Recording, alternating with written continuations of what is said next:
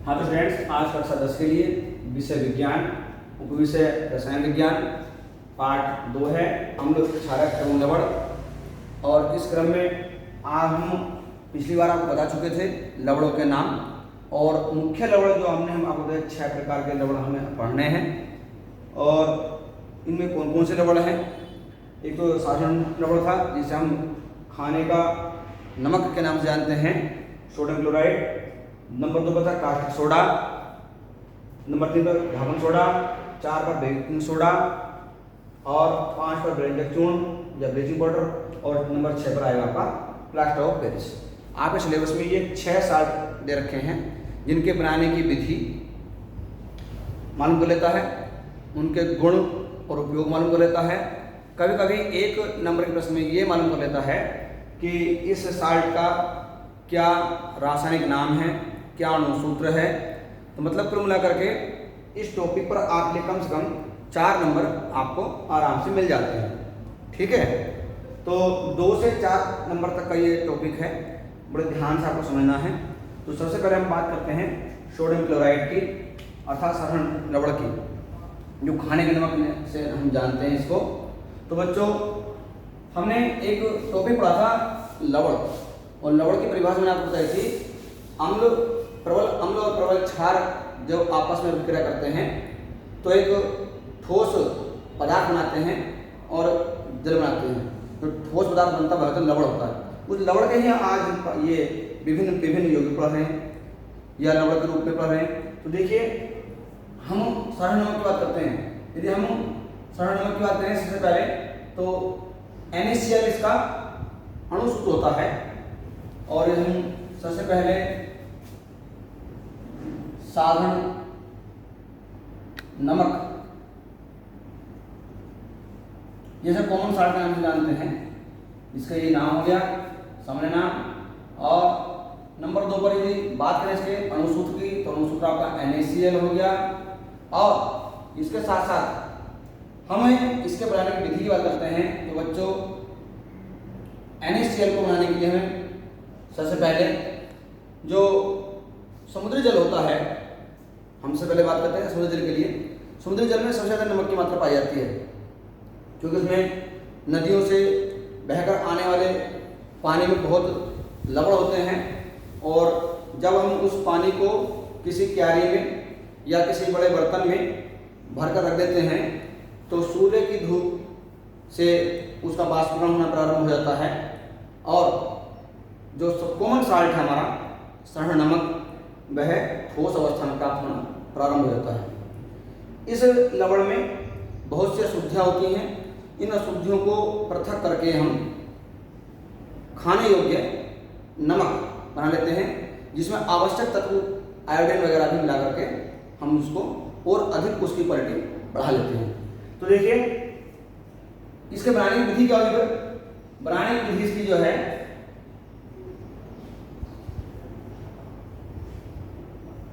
हम वही विधि लेंगे जिस प्रकार से हम लवण बनाने की विधि ले रहे थे। तो प्रबल अम्ल ले लेंगे तो एक्वस स्टेट में, प्रबल क्षार ले लेंगे एक्वस स्टेट में। इनको गर्म कर देंगे तो गर्म करने से क्या होगा, Na और Cl मिल करके NaCl बना लेंगे। ठीक, और ये आपका क्या मिल जाएगा, जल बन जाएगा। इस प्रकार से एक साल्ट आपका बनाने की विधि आपकी तैयार होती है। बहुत कम ये बोर्ड मालूम किया जाता है सोडियम क्लोराइड के बारे में, केवल कभी ये मालूम कर लेते हैं कि खाने का एक आवश्यक अवयव जो हम रोजमर्रा के भोजन में यूज करते हैं, उस लवण का नाम बता दीजिए। तो सीधी सी बात क्या होती है, सोडियम लवण से ही बात होती है, किसकी? सोडियम क्लोराइड वाले लवण से। ठीक है, तो भाई अब उपयोग इसका आपको समझ में आ गया। नंबर 2 बात करते हैं कास्टिक सोडा की। कास्टिक सोडा की बात करेंगे हम,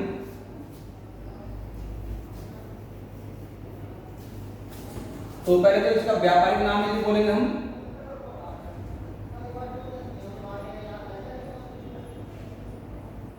व्यापारिक नाम हो जाएगा इसका कास्टिक सोडा।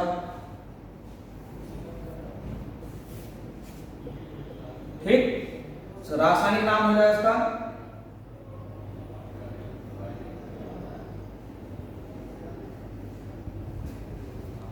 सोडियम हाइड्रोक्साइड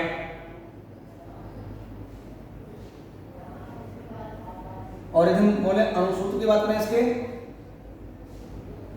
तो उसका अणुसूत्र हो जाएगा आपका NaOH। अब बात करते हैं बनाने की विधि की इसकी।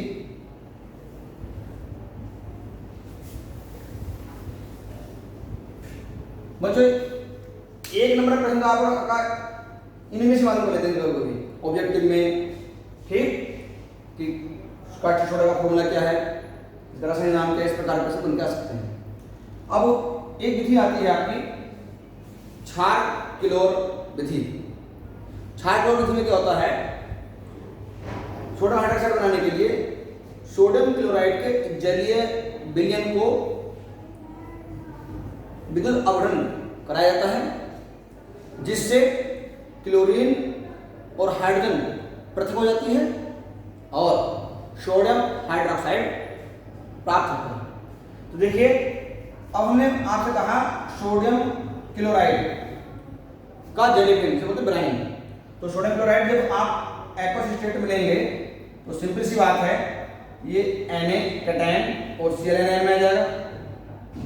ऐसे ही हम जब जल लेंगे तो जल भी क्या होगा, लिक्विड स्टेट में H कैटायन और OH एनायन में आ जाएगा।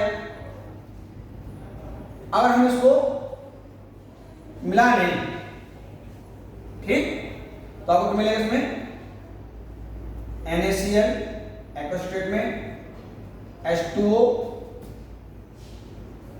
NaOH हमने ये बताया था कि विपरीत आयन आपस में मैच करेंगे और बन जाएगा आपका ये HCl। किंतु जब अधिक मात्रा में ये काम चलता रहता है तो HCl आपका टूट जाता है। ऐसे किस प्रकार टूटता है देखेंगे। ये मात्रा जब हम विलयन में मतलब नमक के विलयन की मात्रा बढ़ाते जाएंगे तो धीरे धीरे NaCl और H2O इस प्रकार से बनने के बाद अपने आप ही स्वतः विघटित होना प्रारंभ कर देगा और इसमें H2 और Cl2 भी बनेगा। तो हमारे पास जो मुख्य युक्त था वह सोडियम हाइड्रोक्साइड बन जाता है। इसका जो चित्र है निम्न है। तो बच्चों ये क्षार क्लोर विधि जो है, इस विधि में देखो मैंने आपसे कहा था नमक का घोल होता है, ब्राइन लेते हैं, ये ब्राइन बोलते हैं इसको, ठीक है। सोडियम क्लोराइड का जलीय ब्राइन लाता है। ये ब्राइन एक विशेष प्रकार के पात्र में एंटर कराया जाता है जिसमें दो छड़ें होती हैं।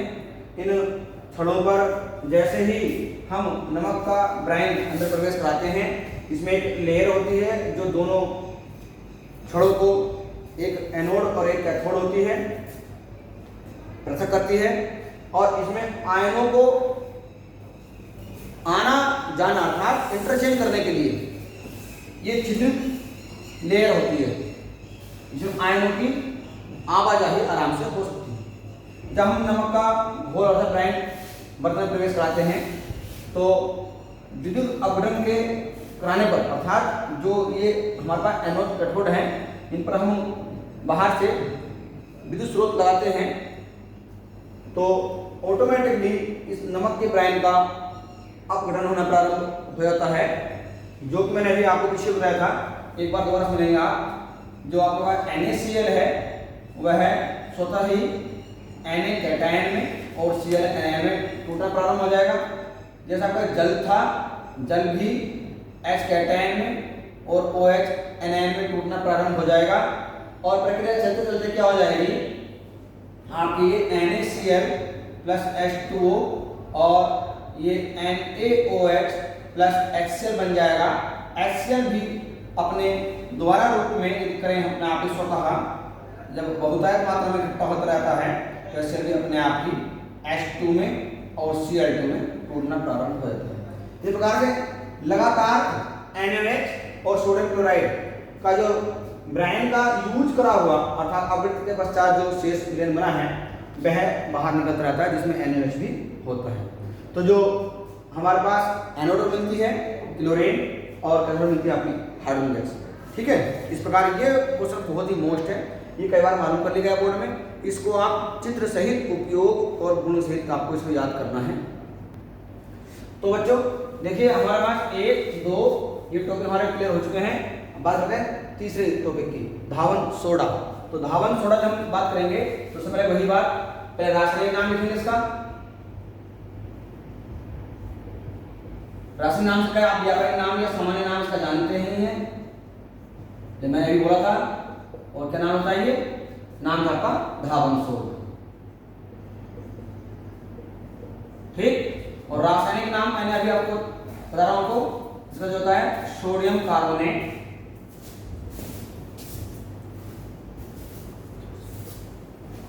और डेका हाइड्रेट, इसको हम क्रिस्टलीय सोडियम कार्बोनेट भी कहते हैं। अब इसका जो अणुसूत्र होता है,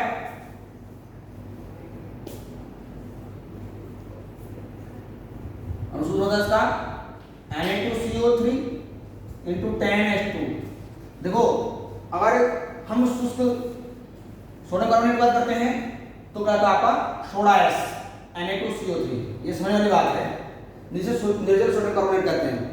और बात करें क्रिस्टल की, तो क्रिस्टल में आपके पास जल की मात्रा भी होती है, जिसमें 10 जल के अणु हैं, इसलिए केमिस्ट्री की काउंटिंग में ये 10 को डेका हो जाता है। तो और 1 होता तो मोनो होता, 2 होता तो डाई होता, 3 तो ट्राई होता, 4 टेट्रा, परंतु हमारे पास क्या है sodium carbonate Deka hydrate. Deka क्या है केमिस्ट्री के 10 की गिनती है, तो 10 हाइड्रेट अर्थात इसमें 10 जल के क्रिस्टलीय अणु इसमें मिले हुए हैं। तो चलिए, तो आपने व्यावहारिक नाम सीखा, रासायनिक नाम सीखा और अणुसूत्र समझा। अब उसके बाद करते हैं इसके बनाने की विधि की बात।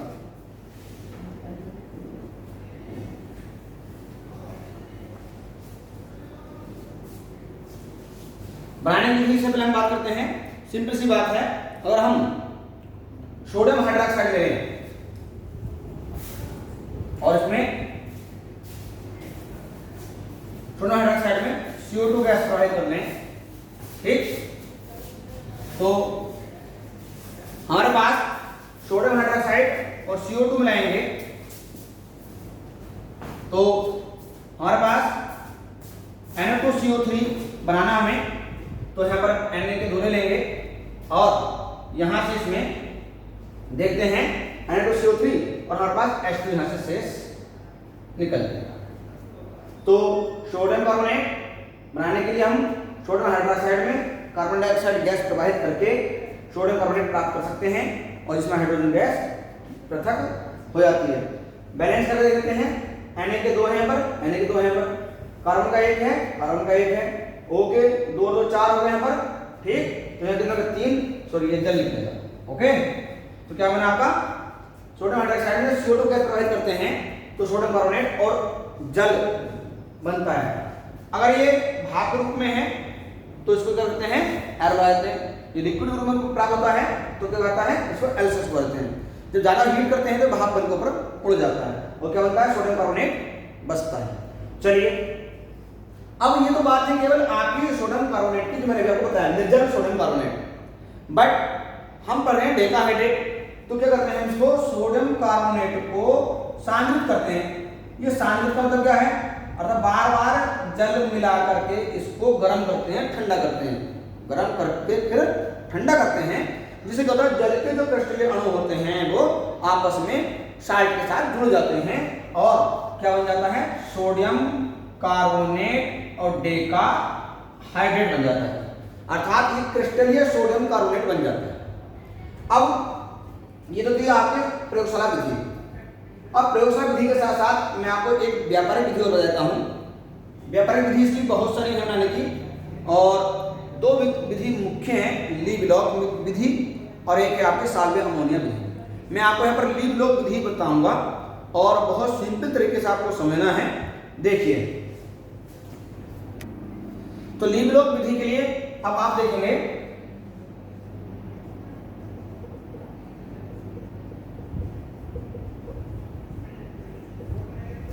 ली ब्लॉक विधि का जो सिद्धांत है वो 3 चरणों में पूरा होता है। पहला जो चरण है, सबसे पहले हम सोडियम क्लोराइड अर्थात नमक का जलीय विलयन लेते हैं और उसमें हम सोडियम, फिर उसमें हम जो है सल्फ्यूरिक अम्ल मिलाते रहते हैं। जब सल्फ्यूरिक अम्ल मिलाते हैं तो धीरे धीरे पहले उसको गर्म करते हैं।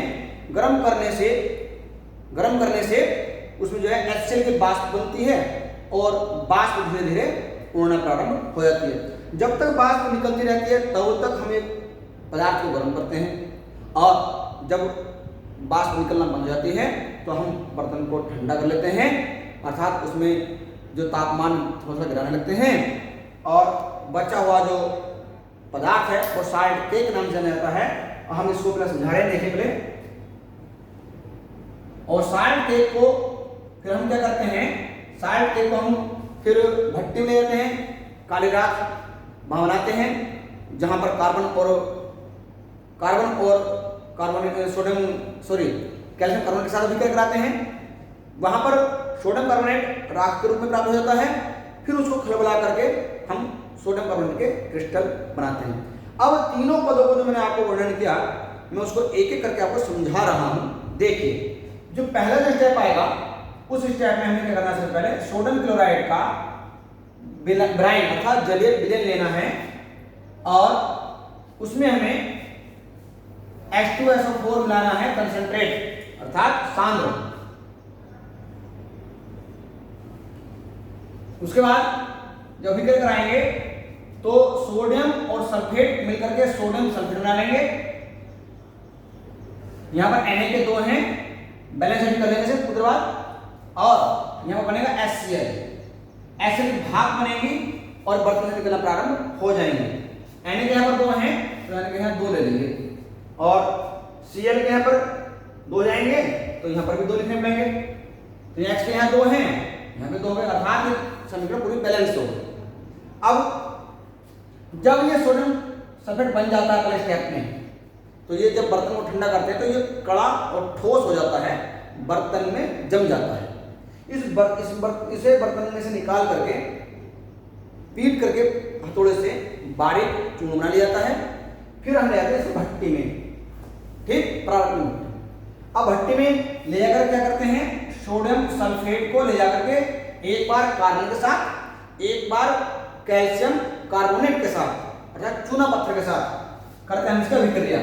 एक बार लेंगे कार्बन, तो क्या होता है, ये ऑक्सीजन और ये कार्बन मिलकर के कार्बन मोनोऑक्साइड बनाती है।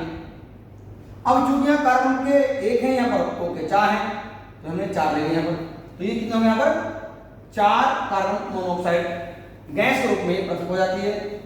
ठीक है, अब जो क्या बचता है हमारे पास बचता है सोडियम का सल्फाइड Na2S, सोडियम सल्फाइड बनता है। ये जो पार्ट बना है ये हमारे लिए वैल्यूएबल है। हमने दोबारा सोडियम सल्फाइड लिया और कैल्शियम कार्बोनेट ले लिया। इससे क्या होता है, इससे सोडियम और कार्बोनेट मिलकर के सोडियम कार्बोनेट बना लेते हैं, जो कि हमारा लक्ष्य है बनाना था। और जो कैल्शियम और सल्फर है वो मिलकर के कैल्शियम सल्फाइड बन जाता है। ये अक्षय रूप में नीचे बैठ जाते हैं और क्या होता है, फिर इनको हम तीसरे स्टेप में ले जाते हैं। ये बनती है राख, क्या बनती है, ये राख बनती है। और ये राख भट्टी में और अन्य शुद्धियों के साथ भी होती है। अब इस राख से हमें क्या निकालना है, सोडियम कार्बोनेट। तो जब सोडियम कार्बोनेट निकालना है तो हम क्या करते हैं, इस राख को एक जल से बड़े बर्तन में उड़ेल देते हैं ठंडा होने के पश्चात। भट्टी में निकालेंगे, तो ठंडा कर लेंगे, फिर उसको बड़े बर्तन में उड़ेल देते हैं। अब बड़े बर्तन में उड़ेलने के बाद क्या होता है, इसके अंदर जो अन्य शुद्धियाँ होती हैं, जैसे जलन में घुलनशील, वो जल में घुल जाती हैं। अगले शुद्धियाँ जो तली में नीचे बैठती है वो नीचे बैठ जाएंगी। कुछ ऊपर घूमने वाली, तैरने वाली, वो तैरने के रूप में आ जाएगी। जल के अंदर सोडियम कार्बोनेट भी घुल जाता है।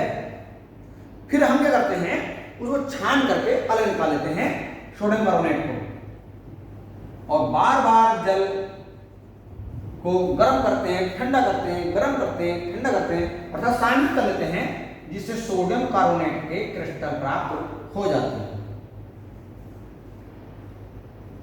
ये आपका सोडियम कार्बोनेट डेकाहाइड्रेट अर्थात हाइड्रेटेड सोडियम कार्बोनेट बनकर प्राप्त होगा। व्यापारिक स्तर पर इस प्रकार से ये बनाया जाता है।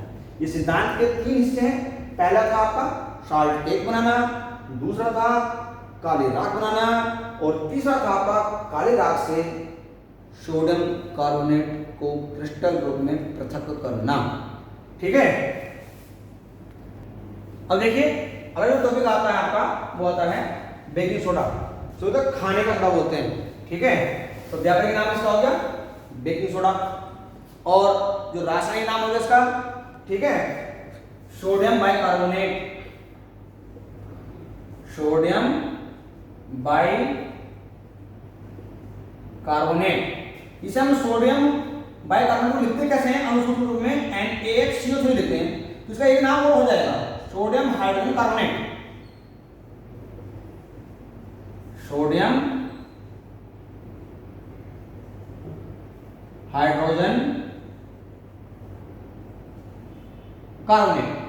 तो आपका ये तो हो गया इसका रासायनिक नाम। ठीक, ये आपका हो गया अणुसूत्र। बात करते हैं बनाने की विधि की बात करते हैं। तो बच्चों अभी आपने पढ़ा है सोडियम कार्बोनेट, इसका जलीय विलयन ले लीजिए, जल में इसको घोल लीजिए और इसमें CO2 गैस प्रवाहित कर दीजिए। जब आप CO2 गैस प्रवाहित कर देंगे तो Na के इसमें 2 हैं, कार्बन का 2 हैं, O के 3, 4 और 2 6 हैं और H के यहाँ पर 2 हैं। कुल मिलाकर क्या बनता है यहाँ पर? सीधा सीधा 2NaHCO3 बन जाता है, अर्थात सोडियम बाइकार्बोनेट बन जाता है। ये विधि आपकी बहुत ही वैल्यूएबल है, कई बार मालूम कर ली गई है। और हम बात करते हैं जो भी आपको धावन सोडा बनाने की विधि बताई थी, तो उसका एक आपको विधि और याद विधि आपको आराम से मिल सकती है। कैसे? अगर हम इसी को गर्म कर लेते, हम इसी को यदि गर्म कर लेते किस प्रकार से? 2NaHCO3 को गर्म कर लेते तो Na2CO3 प्लस आपका H2O और CO2 बन जाता। तो आपको इसी साल्ट से आपको सोडियम कार्बोनेट प्राप्त करने की विधि भी बन गई। मतलब एक चीज से दूसरा हो गया। आपने इससे तो सीखा सोडियम बाइकार्बोनेट बनाना, खाने का बनाना सीखा, इसी से आप धावन सोडा भी बनाना सीख सकते हैं। एक विधि पहले हो गई, एक विधि ये हो गई। आपके दोनों विधि आपको वैल्यूएबल है। चलिए अगली बात करते हैं हम खाने सोडे के बाद। इसे कुछ गुण हैं जो मैंने आपको बात बताई, उसी में जो प्रयोगशाला विधि मैंने बताई धावन सोडे की, यही गुण में आ जाएगी। कैसे? गर्म करने पर क्या करते हैं इसको बताइए। गर्म करने पर क्या होगा? NaH2NaHCO3 जब गर्म करेंगे क्या हो जाएगा? धावन सोडा बनेगा और जल बनेगा और CO2 गैस निकल जाएगी। एक गुण आपका यही होगा। ठीक, अगर हम इसमें HCl से विलय करा दें,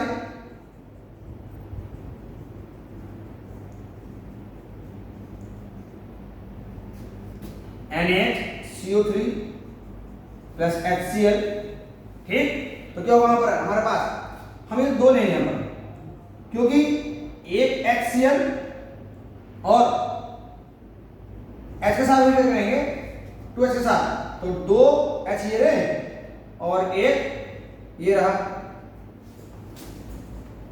तो देखिए तो हमारे पास Na और Cl मिल जाएंगे, तो Na से बन जाएगा। 2 लिखने की आवश्यकता नहीं है।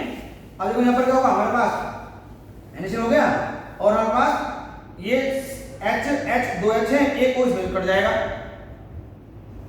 H2 बन जाएगा। हमारे पास क्या रहेगा? देखिए Na भी हो गया, Cl भी हो गया, H2 भी हो गया और CO2 आपका रह गया। तो आपका ये गुण भी हो गए।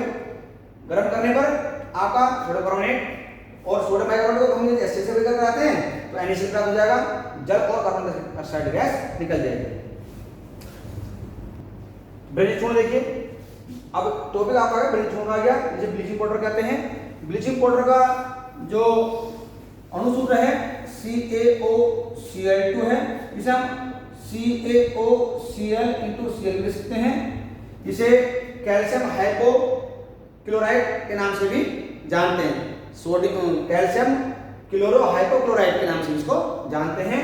इस को हम जो है कैल्शियम ऑक्सीक्लोराइड भी कह सकते हैं, कैल्शियम ऑक्सीक्लोराइड के नाम से भी इनको जानते हैं। अब अगली बात करते हैं क्या है कि हम इसको बनाने की बात करते हैं तो CaOH का होल्ड रहता है, बुझा हुआ चुन लेते हैं। इसमें क्लोरीन गैस को प्रवाहित किया जाता है, इसे CaOCl इंटू Cl और प्लस जल, या इसको CaOH का whole twice plus Cl2 arrow CaOCl2 plus H2, ये आपका ब्लीचिंग पाउडर बनके तैयार है। इसमें दो विधि होती है व्यापारिक स्तर पर, एक हेजन-क्लेवर विधि और एक बैचमान विधि। दोनों की रिएक्शन यही है, केवल जो संयंत्र है उस संयंत्र के आधार पर वर्णन थोड़ा सा डिफरेंट है, जिसको मैंने आपको बता दिया है पीडीएफ के माध्यम से। ये पहले सिलेबस में थी, अब सिलेबस में से ये हटा दी गई हैं, केवल आपको प्रयोगशाला विधि के माध्यम से ही आपको ये सब तैयार करना है। देखिए अब आएगा आपको plaster of Paris, POP। Plaster of Paris जो है आपके घरों में जो पुताई होती है, पुताई के बाद आप छतों को सजाने के लिए जो मिट्टी के प्रयोग से ऊपर पुतवाई कराने के बाद सजावट लगवाते हो, वो POP की होती है ना। और POP के बहुत खिलौने भी आते हैं प्लास्टर ऑफ पेरिस के। POP के उपयोग जो है हमारे जीवन में आपने तब भी देखा होगा जब किसी व्यक्ति की हड्डी टूट जाए तो उसको प्लास्टर लगाते हैं, तो प्लास्टर कराने में भी POP का प्रयोग किया जाता है। अब इस POP को हम जो है रोजमर्रा के जीवन में यूज तो करते थे, किंतु वास्तव में उसकी विधि क्या है, कैसे बनता है, ये पता होना बहुत जरूरी है। एक साल्ट है जिप्सम। जिप्सम को हम पहले समझ लेते हैं जिप्सम होता क्या है। जिप्सम को हम CaSO4 इंटू 2H2 लिखते हैं, कैल्शियम सल्फेट डाइहाइड्रेट। जब हम इसको गर्म करते हैं तो गर्म 100 से 120 डिग्री सेल्सियस पर गर्म करने पर इसमें से 2 जल के अणुओं में से आधा जल का अणु शेष रह जाता है और बचे हुए 1.5 जल का अणु, अर्थात 1.5 मतलब 1 और आधा मतलब 3/2 जल के अणु पृथक हो जाते हैं। तो जो आधा जल के साथ शेष बच गया कैल्शियम सल्फेट, वही आपका प्लास्टर ऑफ पेरिस कहलाता है। ठीक है, तो जिप्सम से बनाएंगे प्लास्टर ऑफ पेरिस। अब देखिए तो आप जिप्सम समझ गए, CaSO4 इंटू 2H2O। अब हम इसके बनाने की विधि बताते हैं। बनाने की विधि देखेंगे, कैल्शियम सल्फेट डाइहाइड्रेट अर्थात जिप्सम को हम गर्म करेंगे 100 से 120 डिग्री सेल्सियस तक। क्या होता है, इसमें से 1.5 जल के अणु निकल जाएंगे और आधा जल का अणु CaSO4 इंटू ½ H2 रह जाएगा। इस समीकरण को हम अपनी सुविधा की दृष्टि से और सरल रूप में लिख सकते हैं। कैसे देखेंगे, CaSO4 आपका ये है, ½ H2 आपका ये है, 3/2 आप इसको S लिख सकते हैं। और डिक्शन आपके पहले चल रही कैसे, CaSO4 इंटू 2H2O से। और हाफ का चक्कर आपको समझ नहीं आ रहा तो इसे और सरल कर लीजिए कि आप इसको जो है ट्वाइस कर दीजिए। ठीक है, मतलब आप उसको पूरे आगे को 2 से गुणा कर लीजिए। 2 से गुणा करने पे क्या होगा, ये कैल्शियम सल्फेट भी ट्वाइस हो जाएगा। जब आधे को आप 2 से गुणा करेंगे तो 1 आ जाएगा आंसर, अर्थात 1H2 सिंगल। जब आप 3/2 को 2 से गुणा करेंगे तो 2 हट जाएगा, 3 रह जाएगा, 3H2। इस प्रकार से आपका ये समीकरण बट्टों में अर्थात अंश बटे हर में बच करके सिंपल रूप में आ गई। ठीक, ऊपर समीकरण थोड़ी हल्की है लिखने में, थोड़ी यहाँ पर टफ आपको लगेगी। आपको जो मन करे ये या ये और या ये कोई सी भी समीकरण आप याद कर सकते हैं, दोनों के अंक समान ही मिलेंगे। आपका याद करने का आपको क्या अच्छा लग रहा है उसका आधार पर है। चलिए तो एक बार पुनः सुन लेंगे। मुख्य टॉपिक है ये, कई बार मालूम कर लिया गया है। कैल्शियम जो कैल्शियम सल्फेट हेमीहाइड्रेट इसका नाम है, प्लास्टर ऑफ पेरिस का।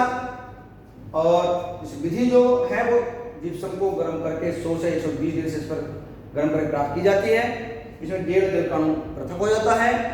अब इसके आते हैं गुण। तो गुण में देखिए, ये सफेद रंग का एक पदार्थ है। अब जब इसको सफेद रंग के पदार्थ को हम पीओपी बता रहे हैं, तो पीओपी में एक विशेषता ये है, जैसे हम पीओपी में जल मिला करके छोड़ देते हैं, ठीक, तो ये क्या होता है, आपस में मिल करके जमना प्रारंभ हो जाता है और जमने के पश्चात कड़ा ठोस हो जाता है। इसी गुण का उपयोग हम प्लास्टर चढ़ाने में इसका करते हैं। तो देखिए, इसी गुण को आप उल्टा ले लीजिए, अर्थात जो हमने अभी प्रयोगशाला विधि बताई थी, इसको रिवर्स कर लीजिए और आपका ये समीकरण बन करके तैयार हो जाएगा। CaSO4 का whole twice into H2O plus 3H2O, तो क्या भाई, पीओपी का जमना कहलाएगी अभिक्रिया, पीओपी का जमना। और क्या भाई, दोबारा से CaSO4 इंटू 2H2O आपका बन जाएगा, पर फिर ट्वाइस है तो ये 2 आपका यहाँ पर आ जाएगा। तो एक तो आपकी विधि क्या हो गई, इसी समीकरण का रिवर्स गुण बन गया इसका ये। चलिए अब अगली बात करते हैं, और हम इसको और गर्म करते हैं। ये तो सिंपल सी बात थी, ये सिंपल बात है, जल का जमना, जल योजित होना। ये टॉपिक भी लिखा हुआ आ सकता है कि कैल्शियम सल्फेट हेमीहाइड्रेट अर्थात पीओपी का जल योजन गुण क्या है। विभिन्न प्रकार से प्रश्न आ चुका है, इसलिए मैं हर प्रकार से आपको इसको बता रहा हूँ। जल योजन आ सकता है, जमना आ सकता है, ठीक, पीओपी से प्लास्टर ऑफ पेरिस कैसे बनता, जिप्सम कैसे बनता है ये आ सकता है, जिप्सम से पीओपी कैसे बनेगा ये आ सकता है।